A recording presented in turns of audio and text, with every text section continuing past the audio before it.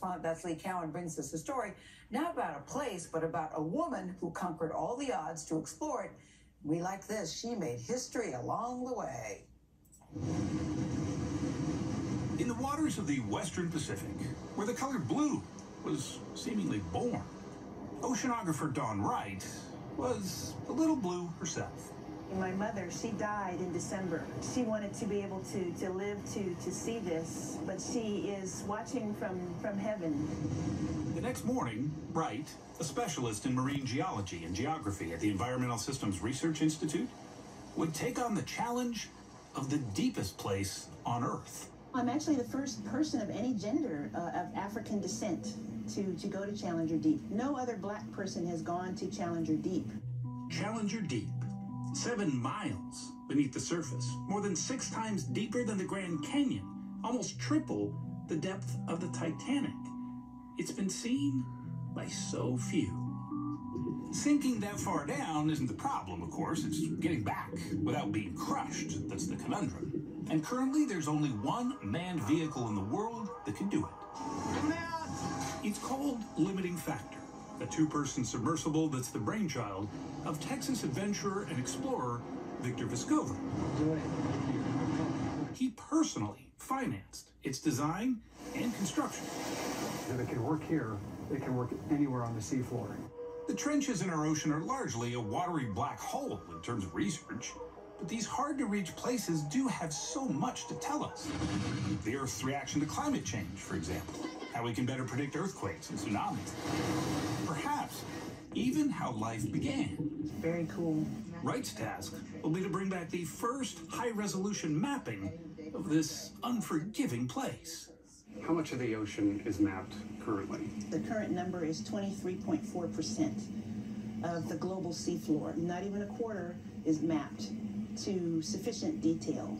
Last year, the UN pledged to change that, setting a goal to have at least 80% of the seabed mapped by 2030. But one of the best tools to do that is side-scan sonar, and historically, there's always been one big problem. That environment is so harsh that these sensitive instruments typically can't survive it, but we think we've developed the technology to make that happen. The only way to know is to go. Okay. There is a necessary claustrophobic element to any deep dive. Wright has been sardined into subs so many times that she's even got a nickname, Deep Sea Dawn. But this trip is different. Even for Deep Sea Dawn, this is extraordinarily deep. She'll be passing through more than 4 times the deepest she's ever been before, and when she gets to the bottom of Challenger Deep, she'll be experiencing more than 100,000 tons of pressure on the outside of that submersible. Surface, this is the LF. The hatch is secure. Life support is running. I have a green board. It's all good in here.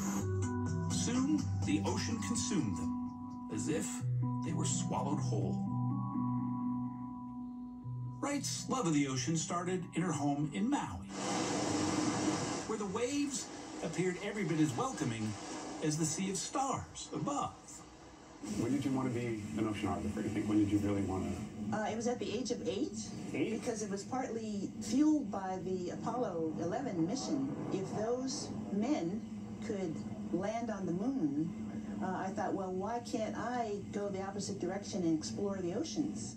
But back in the 70s and 80s, there weren't many oceanographers who were women. Fewer still were black. Were there obstacles when you were coming up, when you were growing up? All kinds of obstacles. I spent several years at sea as a marine technician, and there were men on the ship that I was on who didn't believe that women should be there. That is a story, an age-old story. It is still an issue.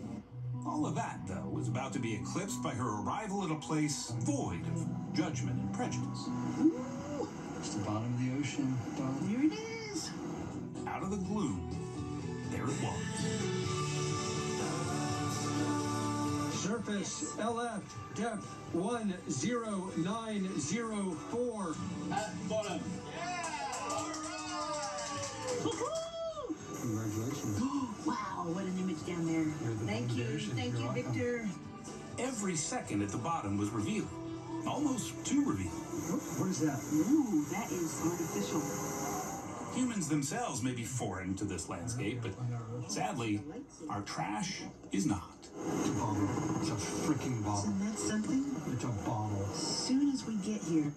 Not as pure an experience as she'd hoped for, perhaps, but her disappointment soon turned to excitement. Oh, look at this. Good. That first-of-its-kind side-scan sonar so many feared would give way under the ocean's unrelenting pressure hummed along as if it was mapping a shallow lake. Oh, some interesting features. Most explorers will tell you that there is one constant about pushing the envelope, Dropping surface weight. Ascending. and that's that there's never enough time.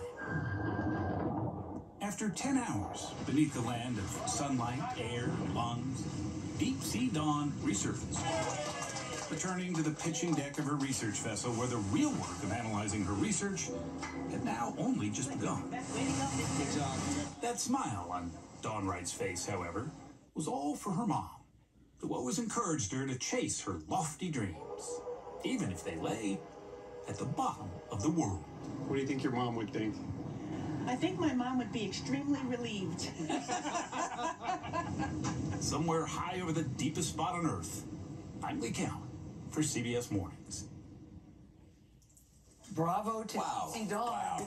She's different than most black women I know because we don't like to get our hair wet. It takes too much time. So bravo to you and the work that you're doing. Don't think about getting her hair.